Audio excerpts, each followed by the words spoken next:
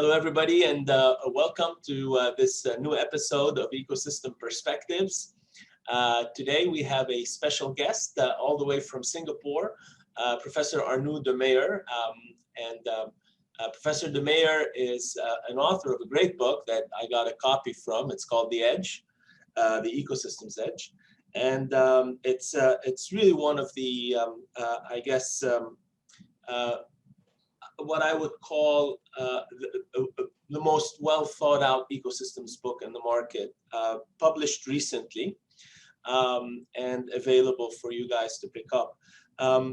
Arnoud De Meyer, Professor Arnoud De Meyer is a university professor at the Lee Kong Chian School of Business at Singapore Management University. He is the co-author of Process Theory, the Principles of Operations Management, that was published in 2018, as well as the Global Future, the Next Challenge of Asian Business in 2005, and Ecosystems Edge was published in mid-2020. Welcome, Professor Arnoud. How are you? My pleasure to be with you. Well, I've been really intrigued by, first with the title of the book, but then when I started reading it, I really realized that, as the CEO of TIDWIT, we're living a lot of this stuff, but sometimes we lack the theoretical underpinnings of what we're doing and what's happening in the marketplace. So it was really an eye-opener to read your book, and I thank you for writing it.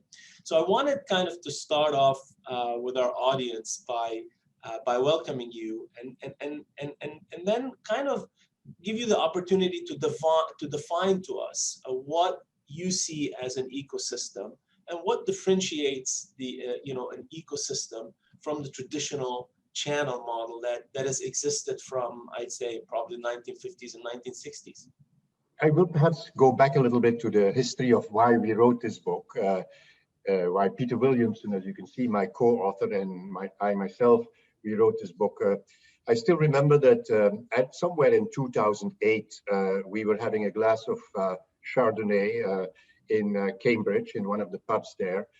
And we were sharing some of the observations we made about the companies with whom we worked in that that ecosystem, I will now use the word, around the University of Cambridge, the smaller entrepreneurial companies. And in particular, one that you may know, that is a company called ARM, A-R-M, which is one of the most important companies in the design of RISC processors, the reduced instruction set controller processors that one uses in your smartphone, and that is meant to improve your battery life so that there are less instructions, so you have a better battery life.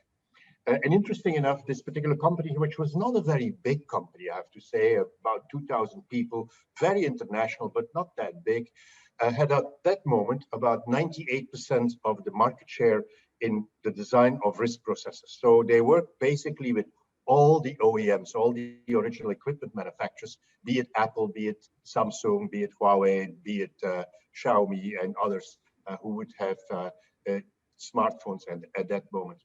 And it was for us interesting to see how a small company was actually being able to orchestrate, and we use the word orchestrate rather than manage, orchestrate sort of a group of big organizations. I mean, the Apples, the Samsungs of this world, or the chip producers like Taiwan Semiconductor Manufacturing Company are humongous companies. And still this small company in Cambridge was able to orchestrate an ecosystem, and we called it a network in those days, but an ecosystem, a business ecosystem of many players. There are also the test equipment manufacturers. There are obviously the software developers who use the smartphones to develop their apps, etc. They're able to orchestrate that system without having enormous contracts, without having a lot of transactions, but basically by building up trust in the ecosystem, or in the network. And when we then wrote a case, which we use in the book, I have to say, when wrote a detailed case study about that particular company, it struck us that there were three characteristics that were really important. That is, first of all, it was a very flexible way of organizing. Flexibility almost as flexible as in a pure market. You can bring in new partners, you can let partners go, you can reorganize the network. So the flexibility was important. The second characteristic, and that really sets ecosystems apart from platform companies, for example. But the second characteristic of an ecosystem is that you do joint learning, that the partners align themselves with each other, discuss with each other. In the particular case of ARM, where will risk processors go in the next 3-4 years? They discuss with each other, they align with themselves with each other. They do actually investments which are aligned with each other without having necessarily all kinds of detailed specifications that they would share with each other. So there is this joint learning and the learning between the partners. And the third characteristic that we thought was important is the fact that ARM, by working so closely together with all these business partners and in a relationship of trust, I cannot emphasize enough the need to develop trust, that ARM was able to innovate quite considerably, come out with always better designs for risk processors, work with the producers, work with the original equipment manufacturers to figure out how can we improve that. And then for such a small company that didn't have the equity or the capital to grow very quickly, very big, what that ecosystem also allowed them to do was, of course, scale very quickly. In the face of uncertainty, they didn't know necessarily where all these risk processors would go. In the face of uncertainty, they were able to scale very quickly. And I think those are 4 characteristics that are important for an ecosystem: the joint learning, the flexibility, the ability to innovate, but perhaps the most important of all, the ability to scale very quickly. It's fascinating how you're looking at this from really a very collaborative approach between the different players. Clearly, in the case of ARM, they weren't big enough to go and acquire all of these companies, but rather they did the disruption through a manner of collaboration that, as you mentioned, gave them flexibility and gave them scalability that they wouldn't have otherwise. I'm going to quote an interesting passage here from towards the beginning of the book, and you asked, you and your co-author asked, how should you deal with the wave of disruption that will eventually hit your industry? I would assume here, and I do, having read the book, I do realize you quote many different examples from different industries, some of them IT, some of them parallel to IT, or even non-IT. And then you answer it somehow by saying a successful strategy in the future to basically combat disruption or to realize disruption will depend on how well you proactively lead your ecosystem by engaging with different partners who bring fresh competencies and capabilities that will fuel innovation and transform your organization. Then you discuss the vibrancy of the ecosystem, and you know, it goes. You state that it goes far beyond what used to be referred to as the supply chain. How much beyond that? And you mentioned the word, which, you know, particularly trust, that is interesting, that I'd like us to come back to towards also later on in this fireside chat. But you know, how can you establish this kind of vibrancy that the traditional supply chains could not? Yeah, there are actually 2 aspects to your question that are very interesting. The first one is how do you make the ecosystem vibrant, right? And I would say, I often do the exercise when I teaching this to executives, that is, almost all companies work already in an ecosystem. You may not be aware of it, but you work very often in a network of partners, regulators, law firms that work with you, insurance companies, and they work with you. Yeah, you will probably from time to time work in a contractual way, in a transactional way with them, but very often you work in a way of trust with these partners. The question that we actually really sort of pose in the book is, how do you transform the ecosystems in which you already unconsciously perhaps work already? How do you transform these ecosystems to your advantage? And when I say your advantage, there are 2 aspects to it. That is, how can you create more value than by just passively be part of an ecosystem? And secondly, how do you make sure that you actually make money out of that, that increase in value, right? That you monetize your contribution to that. And that's where sort of the book is really written about how do you go from that passive participation in an ecosystem into active leadership of the ecosystem. And then, of course, you use the word vibrancy, and we use that also in the book. Then you have to start thinking about how do you, and again, we use the word enabling or orchestrating rather than managing the ecosystem, because very often you don't even have the possibility to manage it. I mean, these partners are independent companies. Yes, they work together with you, but they're not necessarily under your control, as opposed to perhaps in a vertically integrated supply chain. They work with you because they like to work with you. You have to convince them. You have to use soft power, perhaps, to ensure that you have to use your own expertise, your own credibility, to ensure that you can give leadership to that ecosystem. Creating that vibrancy is really a challenge in a very different way of leading. The second part of your question was interesting because you compare it to a vertically integrated or a vertically controlled supply chain. By the way, I think that if there is one misnomer in the world, then it is supply chain. I've never seen a chain being the sequence of a number of steps. Very often, these are supply networks or supply ecosystems. Because if you have, and if you think about a pure logistics chain, where you have to transport goods, you have all kinds of freight forwarders, insurers, regulators, the port authorities, that all have an influence on your supply chain. It is actually not a chain, it's very often a network that you have there. But coming back to the pure definition of a vertically integrated and vertically controlled supply chain, there you have much more the large company that will control, not necessarily financially, but control through all the contracts, all the suppliers and the distributors and perhaps the retail. And that is not what we describe in the book. We describe a much more loosely connected network of people who choose to work with each other. And that's really very interesting, because at one point in the book, you actually say that it's, the leaders have to, or ecosystem leaders have to go against the impulse of control and have to kind of have a lot more collaborative approach to it. And we'll come back in a minute to this point. What I just heard you say is something really interesting, because when it comes to the notion of a network, a lot of what we're trying to do within the enablement sphere, we've noticed that and this kind of goes with the leadership or imposition role typically within supply chains, or that there is a single very powerful player in it.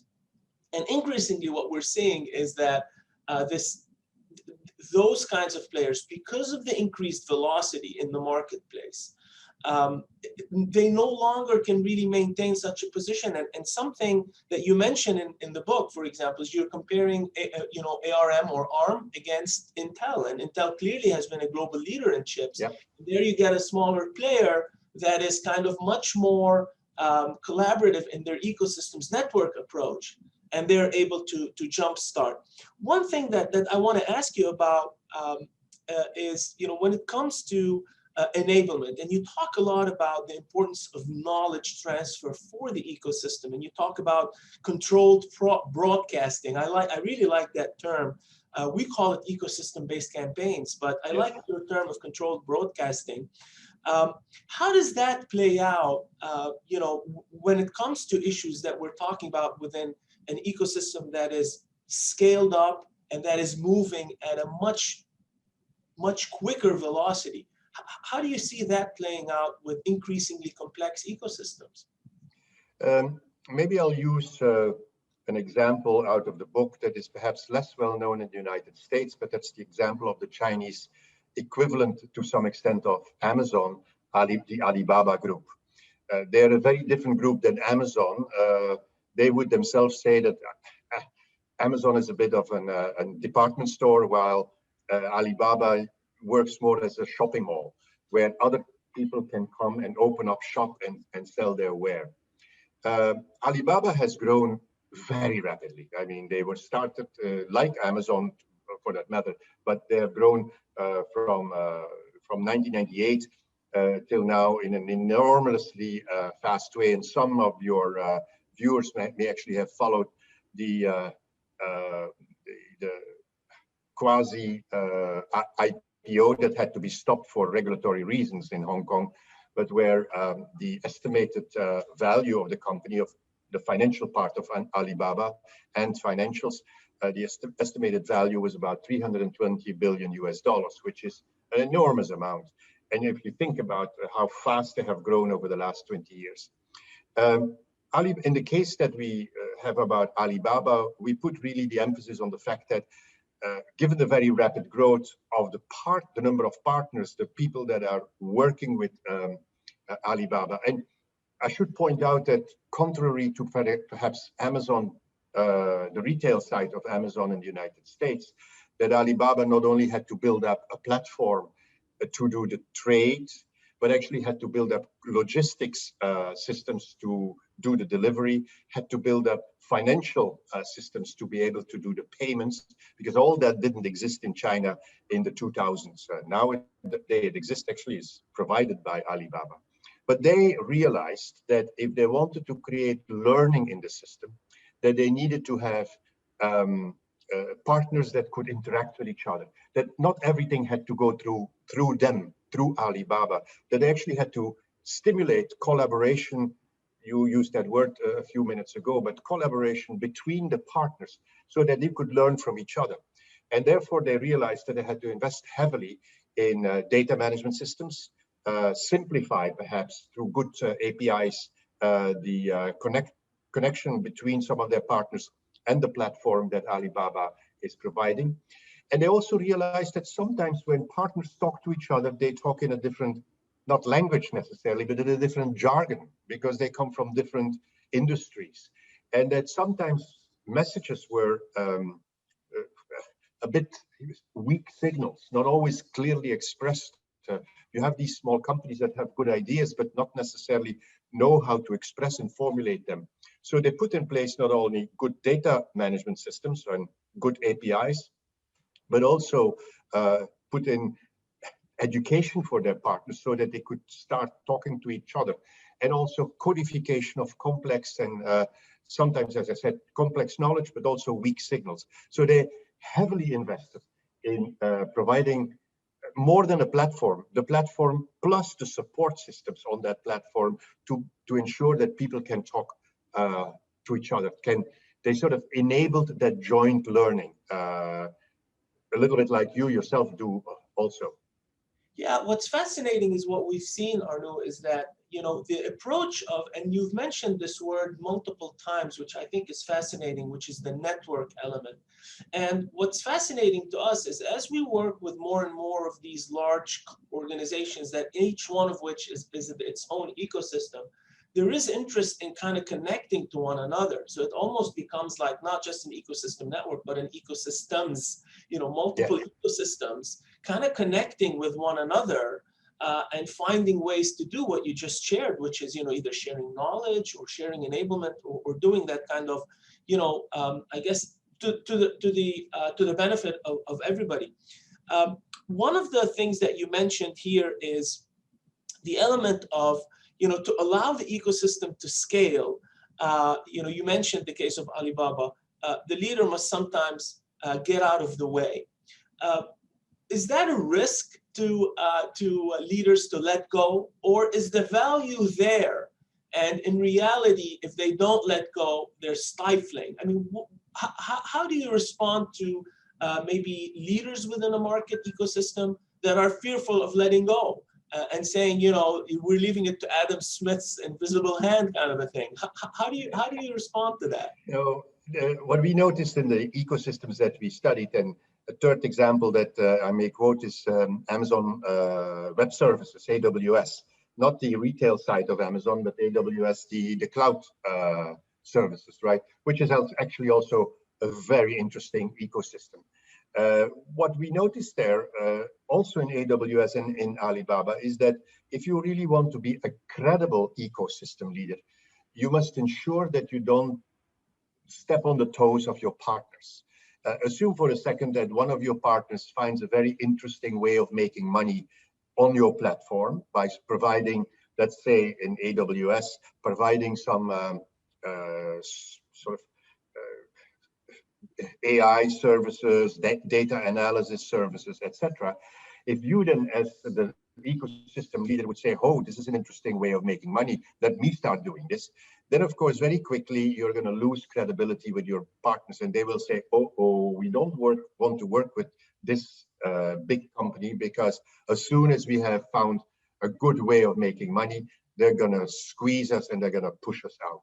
So as Alibaba indicated, and actually we heard the same story from AWS, at some moment in time, you have to think that as an ecosystem leader, you may only do those things that are actually to the benefit of the whole ecosystem. If it's sort of a service that is actually to the benefit of only a few partners in the ecosystem, you better let it go. You better ensure that your partners in the ecosystem can make money. But of course, that poses then the real question about if you let things go, how are you going to make money, right? As an ecosystem leader. Yeah, and that's where we have developed in the book this idea of a keystone. And I sort of think about a dome or an old bridge where you have sort of an arch there. You build up the bridge, or you build up the arch with blocks, with stones, but it's a very unstable thing until you have the keystone, the stone that comes at the top of the dome or the top of the arch. And then everything suddenly becomes very stable. We always say that as a keystone, as an ecosystem leader, you need to figure out what your keystone is, what your element is that you won't give away, that you will keep for yourself, but that makes it that makes you unavoidable, that makes you key to the ecosystem. And then you can start charging toll for it. And when I come back to the Alibaba case, I still remember that in my discussions, and actually I was last week on a panel here with the CEO of Lazada, which is the local representative of Alibaba Group in Singapore. I was on a panel with him, and he confirmed that Alibaba is willing to let go a lot of things to their partners, except one thing: control over the data. That they will never let go. And they have, of course, very rich data, not only about the customer preferences of the consumers, but also about their credit worthiness, the way they pay, when they buy, how they buy, whether they buy by credit or with a down payment, or whether they pay in one go. And they know also a lot about the suppliers, how reliable they are in the supply, how reliable they are in the products that they offer, and what the qualities that offer. The richness of the data that this company has as a consequence of being this sort of ecosystem leader is tremendous. And that the control over the data, they will never let go. And we could find in our other case studies also each time sort of a keystone, something that you can keep for yourself as an ecosystem leader, and says, it makes me unavoidable. I mean, something that you can't get around. The data element is fascinating, and what we've been seeing is, within this ecosystems network, this battle over data, if you will, it's the battleground of the future. And what we've seen is traditionally there has been a choice to be made, like you either send your users to me and I control the data, or vice versa, or I'm not going to do this, I'm going to do. And what we're seeing now with the development of ecosystems is you don't really have to make a choice. You could actually collaboratively work with one another, where one company essentially is kind of providing knowledge and the other is providing data, and both are kind of sharing it to the benefit of both. Does that talk to the element of building trust that you mentioned before? Yeah. And is that what essentially helps these large organizations or these individual ecosystems meet their compliance needs? Is that really one of the biggest benefits of ecosystems? Yeah, the word trust is really important because, as we explain in the book, and we refer back to some Nobel Prize winners. When you think about what the organizations are that we work in, we either work in markets or we work in multi-divisional firms, which Oliver Williamson called hierarchies. And he points out that there are two ways of coordination in markets. You coordinate through pricing. You negotiate, you do a transaction, and you put a price on it. In a hierarchy, in a sort of closed organization, you coordinate because somebody is the boss and tells us what to do and gets us together, the sort of controlling command and control. Both of them don't work in an ecosystem. In an ecosystem like the ones that I described of ARM, Alibaba, AWS, to a large extent, the coordination happens because people trust each other and exchange information with each other. And what you see happening, and it was very interesting what you just said about data, how that can be shared between several companies in an ecosystem. That is, at some moment in time, you see that these ecosystems develop what we call ecosystem goods, sort of the property of what is in the ecosystem, what can be shared within the ecosystem, but that is hidden or is well protected from the people that are outside the ecosystem. In other words, sort of this idea of you gradually develop, while you trust each other, while you exchange information with each other, you develop together this sort of ecosystem good. And that ecosystem good becomes part of the competitive differentiation or the competitive advantage of the ecosystem vis-a-vis other ecosystems. The AWS ecosystem is competing with the Microsoft ecosystem in cloud services, and maybe with the Google and the Alibaba cloud services ecosystem. So what you see gradually arising, in our opinion, is this competition between ecosystems.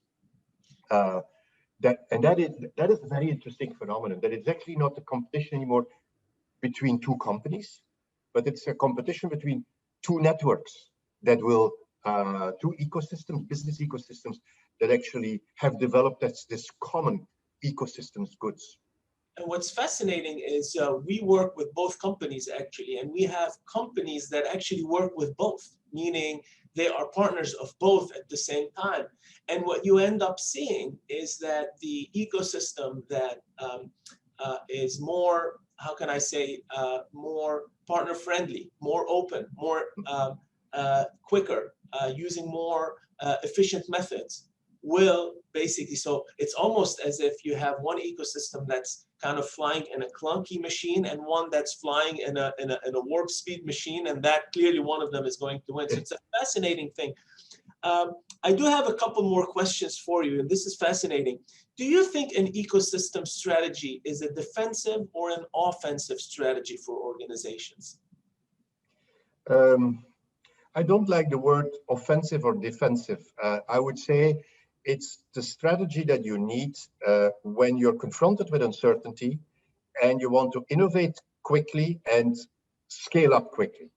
I wouldn't use an ecosystem approach if you're working in a very stable industry where competition is basically on the basis of cost and sort of absolute efficiency. In other words, where products are very stable, where markets are really relatively stable, and where it is a really cost that is the competitive driver. But it's when you are confronted with uncertainty, you're not fully clear what you want to deliver in terms of goods and services. It's when you know that you need to do it quickly, that winner takes it all, and that you want to scale up quickly. And when you know that a lot of the capabilities that you need to be successful are not inside your organization, that they are with potential partners, and a good analysis of what are the capabilities that we need to scale up very quickly is, in my opinion, also very important when you develop an ecosystem. Sort of, is this offensive? Yeah, it is ambitious. I would perhaps use the word ambitious. It's quite interesting to look at it from that dichotomy. The last question I have for you is, you mentioned the case, coming back to the case of ARM, that in reality, when SoftBank went and purchased ARM, they bought them out. you mentioned that the valuation of ARM, and this was quite a very interesting concept. The valuation of ARM you mentioned was not necessarily the valuation of their company, but the valuation of the entire ecosystem of that company. Would you talk to that? Because that's a fascinating thing. And I think even in the early pages of the book, you mentioned the case of Tesla. Is that what's really happening with those crazy valuations of these companies? Is the market really valuing their ecosystems as a whole, as opposed to just the company and what its P&L is saying? I don't know enough about Tesla to have an opinion on that one, but I'm clear about ARM. Remember that SoftBank paid when they bought ARM and privatized it because it was quoted on the stock exchange in London. When they bought actually ARM, they paid $32 billion for it, which was, given the fact that they, at that moment, they had about 4,000 employees, it's about 8 million per employee, which is a very high valuation, even for a company that basically had 98% in smartphones for risk processor design. But then again, risk processors are not a product for which you pay enormous amounts of money with, and where there are lots of margins on it. No, they really paid for not the company of 4,000 people, but for the network that ARM was enabling, orchestrating, and that was all. It's very difficult to reproduce that, because the fact that ARM was trusted by all these partners, that ARM was a good friend, a trusted friend, and a trusted partner of all these large organizations with whom they were in very close contact, and of whom they understood very well what their needs and their future plans were. When it came to risk processes, that was a very valuable part of ARM. So yes, SoftBank paid for that network. Now, how you value that, that's of course quite difficult. I think there you can try to do it, but it isn't easy to value such a network. I'm sure it's not, but it's just fascinating to see that they had been valued at such an amazing valuation. Professor Arnoud De Meyer, this was really a real pleasure to host you. And just for those who are interested in learning more about some of the ideas of Professor De Meyer and his co-author, Peter Williamson, I do recommend this great book. It's Ecosystem Edge, which you can find on, well, Amazon, or I don't know if Alibaba sells books, but it would be also on Alibaba if they did, I'm sure. Thank you so much, Professor. It was a pleasure, and thank you for sharing these amazing ideas, forward-looking ideas. And I hope that that a lot of the thought process, I'm sure actually, a lot of this thought process is going to influence a lot of us in the industry, be it in IT and others. So thank you very much, Professor, for your time. Thank you for inviting me, and have a great day. Thank you, you too.